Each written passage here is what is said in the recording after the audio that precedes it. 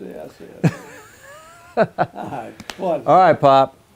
So appreciate you letting me hang out here on your back porch and just visit just a little bit. I'm glad to see you. It's an awful lot of. I appreciate the attention. I'll tell you for sure. So a couple weeks ago, you gave me a great idea. You said the thing that we need to work on in our stores is the esprit de corps. Now, do you really know what that word means, or? I've looked it up in Google, and I've had help look it up on Google. But it basically is two words. It's team pride. Team pride. It's a Marine, more than anything else, it's a Marine situation, but it's basically team pride. And attitude is what is the structure for team pride. So if you got the attitude of, hey, I want to do better, I want my team to be better, so you try a little harder, you work a little more, you smile a little more, and basically to make the team better, so you can look in the list and say, hey, we're up a little farther. But it's just team pride, and attitude is the structure. And to get your team to benefit to whatever, whether it's a football team, you was on a couple of good football teams. Did you have esprit de corps? Absolutely. So the esprit de corps comes from who? it's a Marine situation. No, I mean in a store or on a team. Oh, who's it come from? It comes from the leader. He's got to have these guys loving their jobs. It's not a lifetime job. It's not a career, but it's a fun time during your life to go through and have fun while you're at it and be on a winning team. So you're talking about the leaders at a Sonic per se, or any team, a Sonic especially. So we start our folks out at minimum wage, or a little better, hopefully a little better in a few places. And the goal is to, even though it may not be their career, or it may be their career, but whether or not it is, the leader's responsibility is to get that enthusiasm in that team, so that even being at a Sonic is like being out on a winning team. Yeah, basically what to me, it's every Saturday morning you get a grade. Did you win last night or not? Mm-hmm. And so that's the fun of it, is to win last night, which is, i.e., we had the most fun I ever had in a restaurant was lunch run.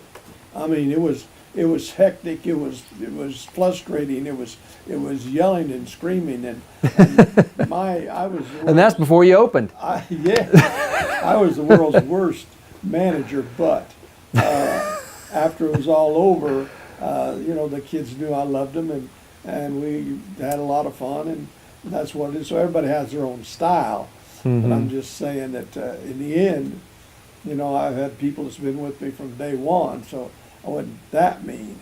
And well, you talk about the most pride you have, and you started out with your one little Sonic on Forsyth Avenue in Monroe, Louisiana, and what's the most, and that was 42 years ago. Starting on 43 years. So what, in all that time, I mean, you've been very successful. A lot of folks start a restaurant, and most businesses don't last a year, let alone 5, especially 42. And now your legacy, we've got 37 stores in 4 states. You've helped a lot of people start a career. So what is your biggest point of pride? Oh, I had, when I was a little kid, 5 years old, so on, I was walking down my mom had me by my hand, and we were walking towards the house. We was coming back from the OK Drive-In, and we was walking back to the house, and I looked up at her and I said, Mom, what can I do to help you? And she says, take care of yourself. Then about the same time I asked her, I said, Mom, how can I pay you back? And she says, pass it on. Well, I hope I've done those 2 things. So that's basically, I am very happy when Sam Powell and his brother do well down south.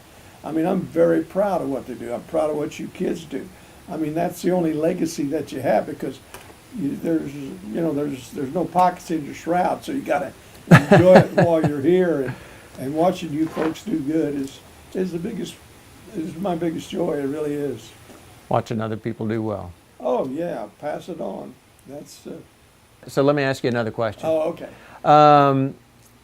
like you say, you started in the Sonic business 1976, and you were a while. I remember in my youth. I mean, you would scream and throw things, and it was a high energy situation.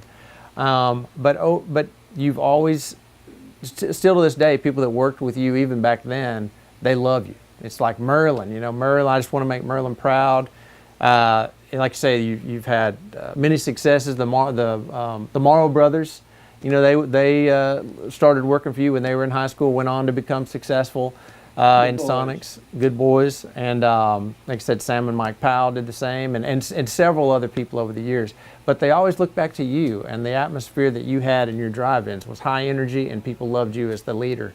How do we teach that? What do people need to know running their own drive-ins to create that esprit de corps that you keep talking about? I throw it right back at you. Everybody likes to be around you. It's just a common thing. You walk in, there's Paul there, and they just gravitate towards you. Well, me, on the other hand, I raised Cain because I didn't know what. Usually, if the guy that's the loudest is the one that's wrong, and so I look back there and things aren't going right because I've not taught them what they need to know, and so consequently, I'd yell and show my butt. But after the game was over, I'd go back and I'd put my arm around them and apologize to them and tell them, that it was my fault and all that kind of stuff, and because they knew that I loved them, even though I wasn't a little loud. Going away, Mm-hmm.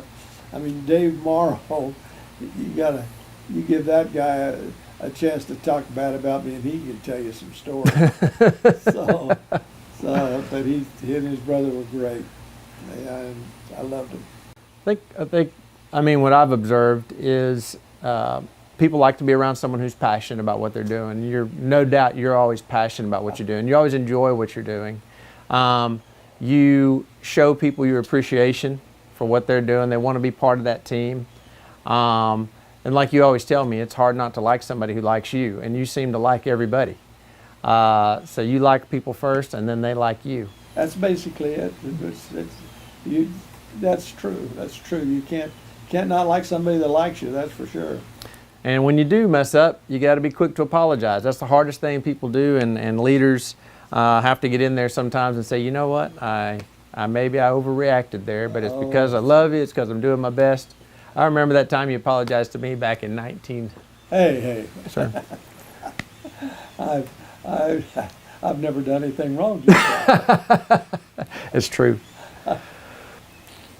Esprit de corps. Well, you've been successful, Pop, and a lot of people love you. And I certainly appreciate the opportunities that you've given me and all of us, and everybody in this room that's here today is here because, 1976, like you say, you turned left instead of right, but you also took a heck of a chance, you and Mom moving to Louisiana and building That's that store. A whole new story. And you've had a lot of courage, and you've influenced a lot of people, and I appreciate you. Thank you, my friend.